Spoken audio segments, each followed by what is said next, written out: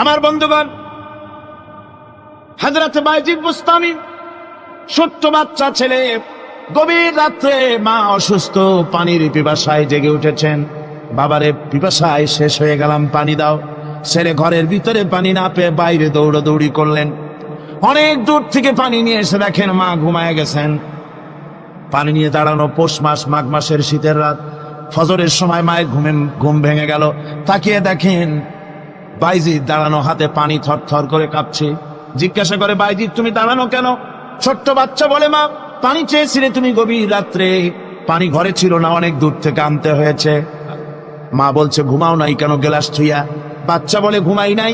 তুমি যদি আবার পানি চাও, সময় মতো যদি দিতে না পারি, মা তোমার কষ্ট হবে। এই জন্য ফজর পর্যন্ত আমি দাঁড়ায় আছি, কখন তুমি পানি চাও। মা হাতের থেকে পানি নিয়ে পান করলেন। বাইজিদকে বিছানার উপরে আরাম করে কম্বল দিয়ে ঘুম পড়াইয়া দিলেন। হযরতে বাইজিদের মা উযু করে ফজরের নামাজ পড়ে সিজদায় চলে গেলেন। চিৎকার মেরে কেঁদে বলেন, আমার রব, আমার আল্লাহ, আমি আমার বাইজিদের মা, আমি মা হয়ে বাইজিদের জন্য দোয়া করি। বাইজিদ আমার জন্য আজকে যা করেছে, আমি মা, আমার কলিজা ঠান্ডা হয়ে গেছে। আয় আল্লাহ, আমি বাইজিদের জন্য দোয়া করি, তুমি তাকে সুলতানুল আরিফিন বানাইয়া দিও। মঞ্জুর হয়ে গেল আল্লাহ পাকের কাছে দোয়া। আমার ভাইরা, আল্লাহ পাক বলছেন, খবরদার, আমার ইবাদতের পরে মা বাপ, আল্লাহর ইবাদতের পরে কারা? মা বাপ।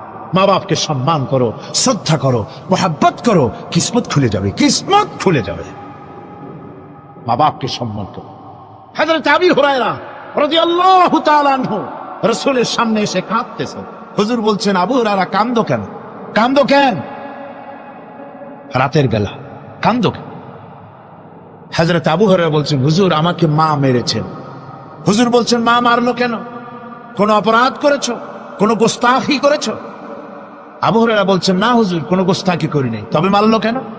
হযরত আবু হুরায়রা বলছেন, হুজুর আমি আপনার দরবার থেকে ফিরতে রাত হয়ে গিয়েছিল। মা জিজ্ঞেস করলেন, আবু হুরায়রা এত রাত্রে কোথায় ছিলি? বললাম, আমি ছিলাম যে কদম চুমতে পারলে দুনিয়া ধন্য হয়, সেই দরবারে নববীর কদম মুবারক থেকে আসতে আমার দেরি হয়েছে।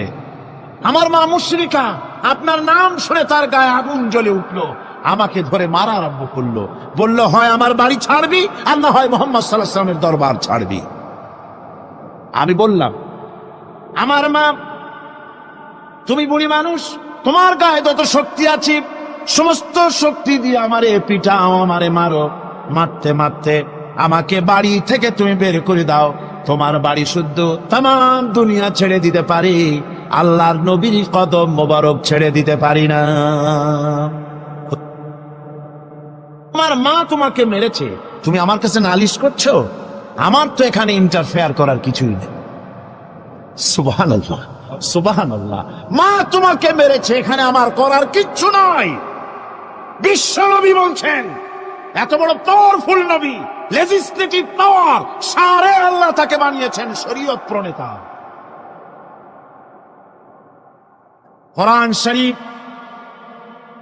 কোরআন শরীফই শুধু হালাল ও হারামের,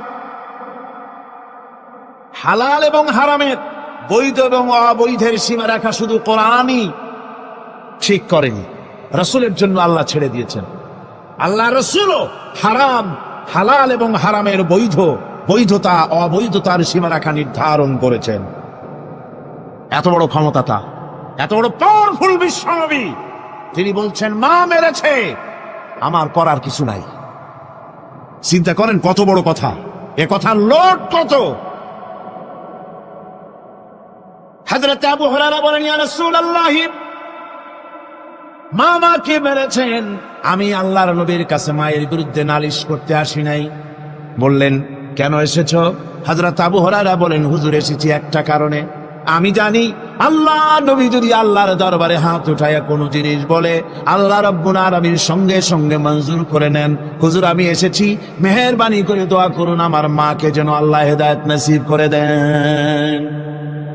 আল্লাহ নবী হাত উঁচু করে বললেন, আল্লাহুম্মা হিদি উম্মা আবি হুরায়রা, আয় আল্লাহ আমি দোয়া করি আবু হুরায়রার মাকে তুমি হেদায়েত নসিব করে দাও। রাসূলুল্লাহ দোয়া করছেন আর আবু হুরায়রা সমানে দৌড়াচ্ছেন। তিনি দৌড়াচ্ছেন, পিছন থেকে কয়েকজনে আবু হুরায়রার জামা টেনে ধরেছে, দৌড়ো। তাদের জানা আবু হুরায়রা খুব ভদ্রলোক মানুষ, কোন ঝড় ঝামেলার মধ্যে থাকে না, রাগ সাগ করে না, চিৎকার মারে না, দৌড় মারে না, এত ভদ্র শরীর, দৌড়ায় কেন? না জানি কোন বিপদ বুঝি ঘটে গেছে। পিছন থেকে জামা টেনে ধরে বলে, দৌড়াও কেন? হযরত আবু হুরায়রা জামা সাহাবীর হাত থেকে ছিনায় নিয়ে বলেন, জামা ছেড়ে দাও, আমাকে দৌড়াতে দাও। আমি দৌড়াইয়া বাড়ি যে দেখতে চাই, আমি দৌড়াই আগে আমার বাড়ি পৌঁছতে পারলাম না, আমি যাওয়ার আগে আমার আল্লাহর নবীর দোয়া আমার বাড়ি পৌঁছে গেছে, আমি এইটা দেখতে চাই। হযরত আবু হুরায়রা বাড়িতে গিয়ে দরজা নক করলেন, ভেতর থেকে আওয়াজ এলো, কে? হযরত আবু হুরায়রা বলেন, মা, আমি তোমার আবু হুরায়রা ফিরে এসেছি। মা বলছেন, বাবা অপেক্ষা করো, দরজা খুলতেছি। হযরত আবু হুরায়রা বলেন, মায়ের গলার আওয়াজের ভিতরে শিরকিয়াতের কর্কশতা পেলাম না, মায়ের গলার আওয়াজের ভিতরে তাওহীদের গন্ধ পেলাম। আমার মনে হলো নবীজির নিক্ষিপ্ত তীর তার নিশানায় পৌঁছে গেছে। কিছুক্ষণ পর মা আমার বেরিয়ে এলেন, মাথা থেকে চুলের থেকে বুড়ি মানুষ, সাদা চুলের ভিতর থেকে পানি পড়তেছে। মা বলল, বাবারে, তোমারে মারার পর আমি বড় অনুতপ্ত হয়েছি, অনুশোচনা করেছি, আমি গোসল করেছি, মনে মনে ভাবলাম আমার ছেলে তো কোনো খারাপ জায়গায় যায় নাই, কেন তারে মারলাম? আমি বড় লজ্জায় পড়েছি তোমারে মেরে। ও আমার আবু হুরায়রা, আমি গোসল করেছি, পবিত্র হয়ে গেছি, জলদি করে আমাকে নিয়ে চলো বিশ্ব নবী জনাবে মুহাম্মদুর রাসূলুল্লাহর দরবারে। হযরত আবু হুরায়রার মা ঘোষণা করলেন, আশহাদু আল্লা ইলাহা ইল্লাল্লাহু ওয়াহদাহু লা শারীকা লাহু ওয়া আশহাদু আন্না মুহাম্মাদান আবদুহু ওয়া রাসূলুহু। আমার ভাইরা, মা বাপ সবচেয়ে সম্মানের জিনিস। আল্লাহর ইবাদতের পরই মা বাপের খেদমত করতে হবে। আল্লাহ পাক বলছেন, বান্দারে দেখ, মায়ের পেট থেকে আনলাম, মায়ের বুকের মধ্যে মহব্বত পয়দা করলাম, এত মহব্বত দিলাম তোর উপরে, যে কোনো বিদেশে যান, যেখানে যান, বাড়িতে ফিরলে পরে সকলে, ছেলে মেয়ে ভাই বোন সবাই দেখবে সুটকেসে আমার জন্য আনছে কি, সবাই চিন্তা করবে আমার জন্য কি এনেছে। একমাত্র মা সন্তানের মুখের দিকে তাকাবে, কখন খাইছে সে। সুবহানাল্লাহ, সুবহানাল্লাহ, আমার বাসার মুখখানা শুকনা, তুই বুঝি আজকে কিছু খাইস নাই। বিদেশে যেসব সন্তান থাকে, মা কাটা কবুতরের মতো ছটফট করে। আমার ছোটবেলার কথা আমি দেখেছি, শর্ষিনা মাদ্রাসায় পড়তাম, আব্বা টাকা দিতেন মাদ্রাসায় যাওয়ার সময়, আবার মা আবার মুরগির ডিম বিক্রি করা, বিভিন্ন জিনিস বিক্রি করা বা বাজার করা পয়সা, উদ্বৃত্ত কিছু পয়সা আব্বার অজান্তে আমার হাতের মুঠার মধ্যে দিয়ে দিতেন। যখন মাদ্রাসার দিকে রওনা হয়েছি, পর্দার আড়াল থেকে দরজা থেকে দেখতাম, যতক্ষণ তাকায় দেখতেছি চোখ থেকে পানি দরদর করে পড়তেছে। সুবহানাল্লাহ, মা কি জিনিস! আল্লাহ আল্লাহ আল্লাহ। হযরত মাহবুব রব্বানী কুতুব সুবহানী শেখ মহিউদ্দিন আব্দুল কাদের জিলানী রাহমাতুল্লাহ আলাইহি, তিনি বলেছেন, মুনাজাত করতে গিয়ে আবেগে বলেছেন, রব্বুল আলামিন, তুমি যদি দয়া করে আমাকে জান্নাত দাও, আর তোমাকে যদি আমি না পাই, তুমি যদি আমার সঙ্গে দেখা না করো, আমারে যদি কথা না বলো, তাহলে এই জান্নাত আমার কোনো লাভ নাই। আর আমাকে যদি জাহান্নামও দিয়ে দাও, আর মাঝে মধ্যে তুমি যদি জিজ্ঞাসা করো, মহিউদ্দিন কেমন আছো, তাহলে এই জাহান্নাম আমার জন্য বেহেশত হয়ে যাবে। আয় আল্লাহ, আমি শুধু তোমারই চাই, শুধু তোমারে দেখতে চাই। হুজুর একজন বুড়া লোককে বলছিলেন, মিয়া তুমি তো বেহেশতে যাবে না, তুমি তো বুড়া মানুষ, তুমি তো বেহেশতে যাইতে পারবে না। লোকটা কান দিয়ে অস্থির হয়ে গেছে। রাসূল বলছেন যে বেহেশতে বুড়া মানুষ যাবে না, তাহলে তো আমার উপায় নাই। হুজুর বলছেন, না, তুমি তখন বেহেশতে যাবে, তুমি যুবক হয়ে যাবে। সুবহানাল্লাহ ওয়া বিহামদিহি। একজন কালো মানুষকে হুজুর বলছেন যে কালো মানুষ বেহেশতে যাবে না, সে তো একদম কান্দে হয়রান। হুজুর বলছেন, দেখো, তুমি যখন বেহেশতে যাবে, তুমি কালো থাকবে না, তুমি সুন্দর সুশ্রী হয়ে যাবে। সুবহানাল্লাহ ওয়া বিহামদিহি। একজন বলছিল, জান্নাতে যাইয়া যা চাইবো তাই যদি পাই তাহলে তো খুব ভালো কথা। কয় যে, হুজুর আমার তো হোক্কা খাওয়ার দারুণ অভ্যাস, তা বেহেশতের মধ্যে হোক্কা পাবো? বুজুর্গ ব্যক্তি বলছেন, আল্লাহর বান্দা, বেহেশতে যাইয়া যদি তুমি হোক্কা খাইতে চাও তো আল্লাহ তোমার হোক্কা দিবেন, কিন্তু আল্লাহর কসম করে বলতে পারি বেহেশতে যাইয়া এমন পচা জিনিস খাওয়ার তোমার ইচ্ছে জাগবে না। এত ভালো জিনিস তুইয়া এই পচা জিনিস খাওয়ার ইচ্ছা তোমার জাগবে না মনের ভিতরে। আমি দৃষ্টান্ত দিতে গিয়া বলি, অনেকদিন বন্ধুর সঙ্গে দেখা হয় নাই, বহু বছর পর হঠাৎ করে এক বন্ধু আর এক বন্ধুর বাড়িতে এসেছে, যে বলছে, ভাই যদিও বহু বছর পর এসেছি কিন্তু আমার হাতে সময় নাই, আজ আমি বেশ সময় তোমার বাড়িতে থাকবো না। ওই বাড়িওয়ালা বন্ধু বলে, বন্ধু যতই ব্যস্ততা তুমি দেখাও না কেন, আজকে যখন তোমার একবার পাইছি আমি তোমাকে ছাড়বো না। এই হলো একটা ছাড়বো না। আর ঢাকা হাইকোর্টের সামনে থেকে মকিম গাজী পালায় গেছে, ডাকাত। পুলিশ খুঁজতে খুঁজতে হয়রান হইয়া এই ডাকাতটারে যদি পাওয়া যায়, আর ওই ডাকাত যদি বলে, স্যার আপনি আমার ধর্মের ভাই, আপনি আমার বাপ, আপনি মেহেরবানি করে আমাকে ছেড়ে দেন, পুলিশ বলবে, বেটা গোটা পুলিশ বাহিনী তোর জন্য হয়রান, তোরে যখন একবার পাইছি তোরে আর ছাড়বো না। তাহলে বন্ধুর ছাড়বো না আর পুলিশের ছাড়বো না এক জিনিস? এক জিনিস না। জাহান্নামীদেরকে ধাক্কা মারতে মারতে জাহান্নামের দিকে নিয়ে যাবে, জাহান্নামের দিকে যেতে চাইবে না, তাই ধাক্কা মারা লাগবে। আর বেহেশতীদের ধাক্কা মারা লাগবে কেন? বেহেশতীরা যখন জান্নাতের দিকে যেতে থাকবে, ওদের জন্য লাল কার্পেট সম্বর্ধনা দেওয়া হবে, দুনিয়ার পচা লাল কার্পেট না, এত সুন্দর করে সাজানো থাকবে। এক একটা মঞ্জিলে যখন যাবে, জান্নাতীদের জন্য সাজানো মঞ্জিল দেখে তারা মনে করবে এইটাই বুঝে বেহেশত। ঘটি বাটি লোটা যা আছে তাই নিয়ে ওইখানে বসে পড়বে। ফেরেশতারা কবে যে, আল্লাহর বান্দা তুমি এখানে বসছো কেন, এটা তো বেহেশত না। কয় এক থেকেও ভালো আছে নাকি? কয় আছে না, ওঠো, আরে মিয়া উঠো। এইভাবে করে ধাক্কা মারবে, ওঠো সামনে যাও। আবার যখন সামনে যাবে, সেখানে এর থেকে আরো সুন্দর পরিবেশ দেখে ওইখানে আবার বসে পড়বে, মনে করবে এইটা বুঝি বেহেশত। বলা হয়, ফেরেশতারা বলবে, আল্লাহর বান্দা এটা জান্নাত না, এর থেকেও ভালো জায়গা, সুন্দর জায়গা আছে। এইভাবে ধাক্কা মারতে মারতে তাদেরকে জান্নাতের কাছে নিয়ে যাওয়া হবে।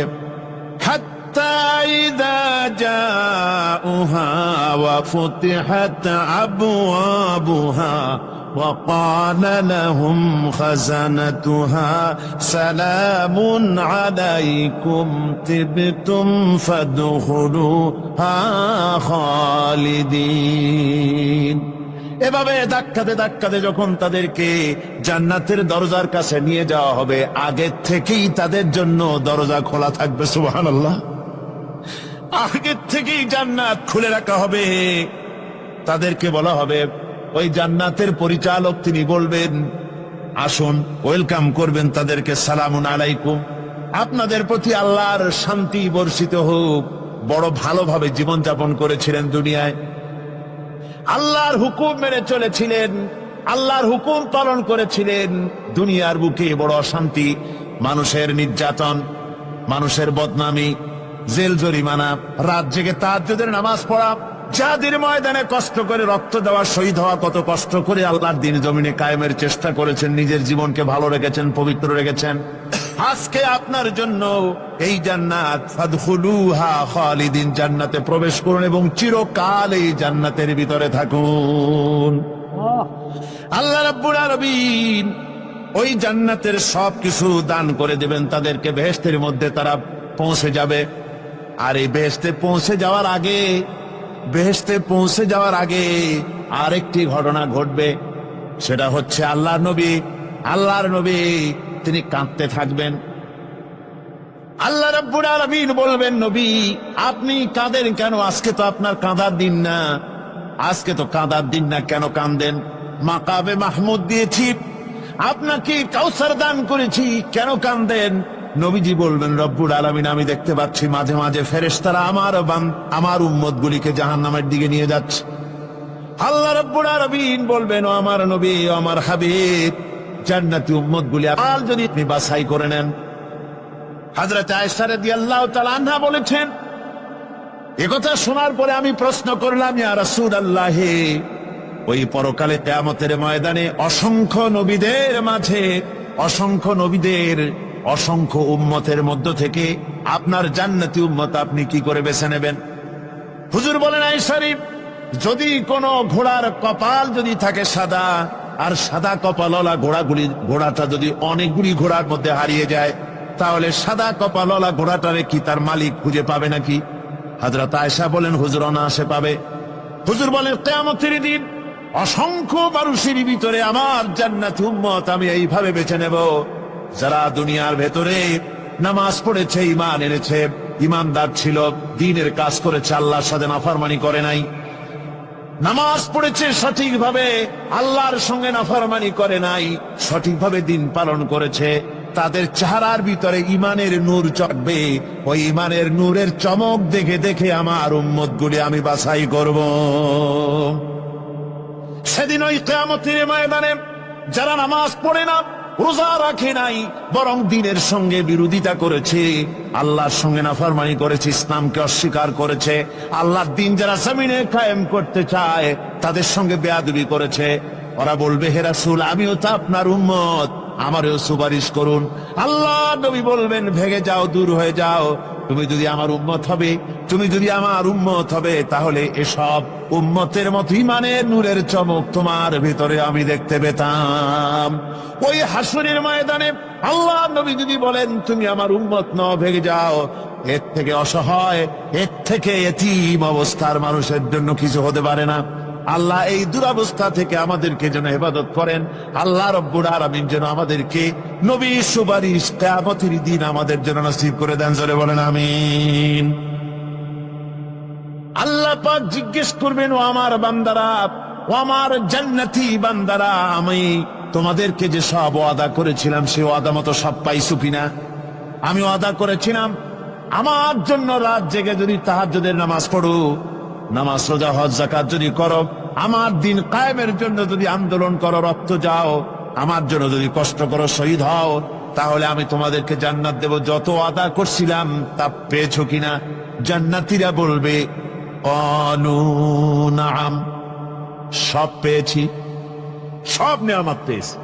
আল্লাহ বলেন, সব পাও নাই, ওয়ালাদাইনা মাজিদ, আমার কাছে আরো বেশি আছে, আমার কাছে আরো বেশি আছে, সব পাও নাই।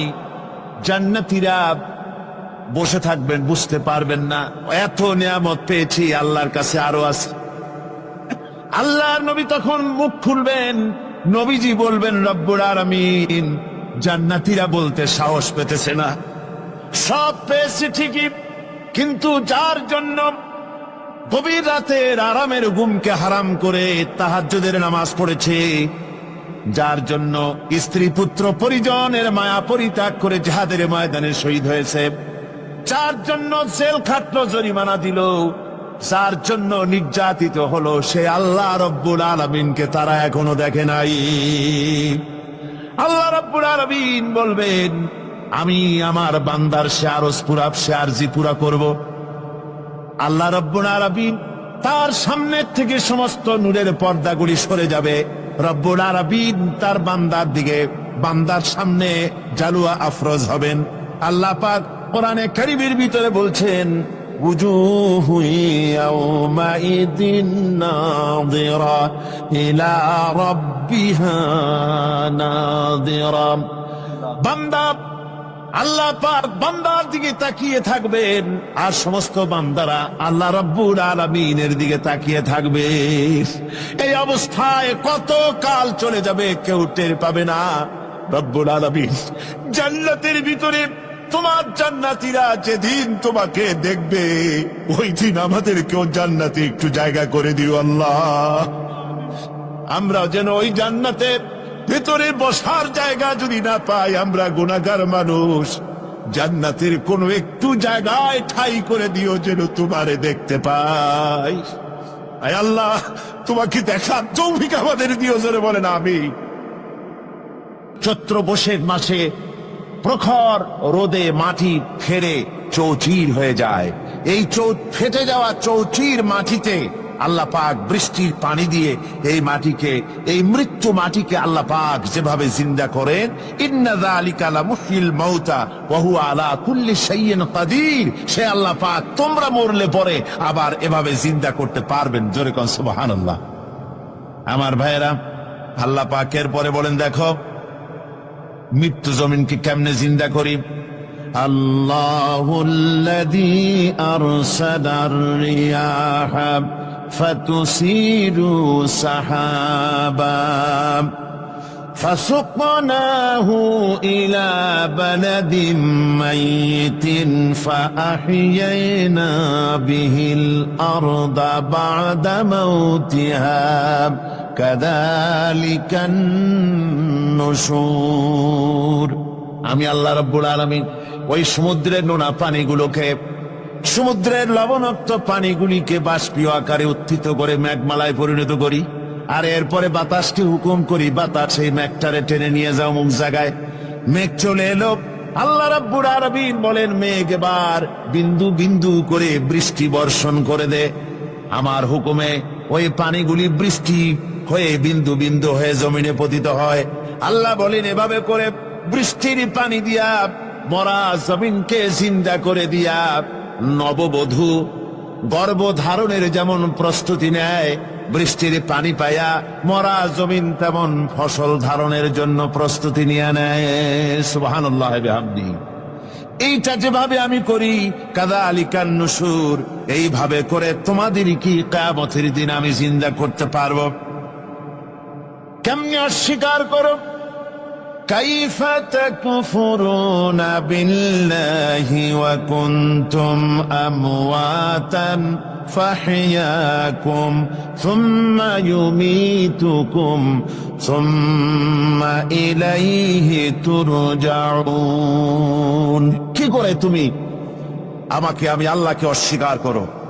কুনতুম আমওয়াতান, তুমি ছিলে নিষ্প্রাণ, ফাহইয়াকুম, এরপরে আমি তোমাকে জিন্দা করলাম, সুম্মা ইউমীতুকুম, এরপরে তোমাকে আমি মৃত্যু করব, সুম্মা ইউহয়িকুম, এরপরে তোমাদেরকে আবার আমি জিন্দা করব, সুম্মা ইলাইহি তুরজাউন, এরপরে তোমাদের সকলকেই আমার কাছে ফিরে আসতে হবে। দেখেন না, আমরা যখন মানুষকে কবরে রাখি, কবরে রাখা তারপরে উপরে মাটি দিয়ে কি বলেন আপনারা?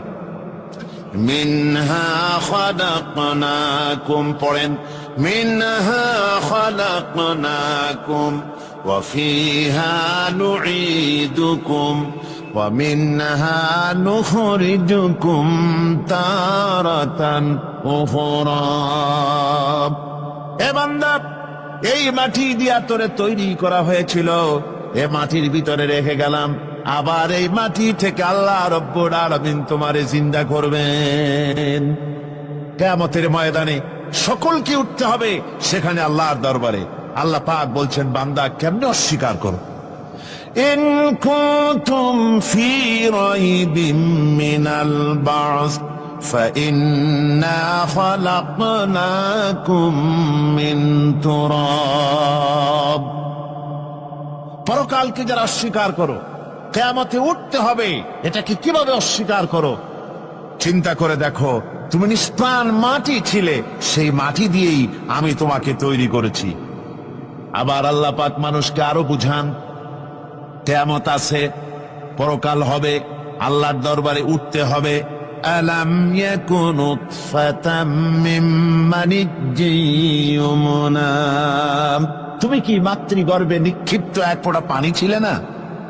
সুম্মা কানা আলাকাতান ফাখালাকা ফাসাওয়া, এরপরে তোমাকে মাংসপিণ্ডে, জমাট রক্তে মাংসপিণ্ডে পরিণত করা হলো, এরপরে তোমাকে সুন্দর করে তোমাকে সুগঠিত করা হলো।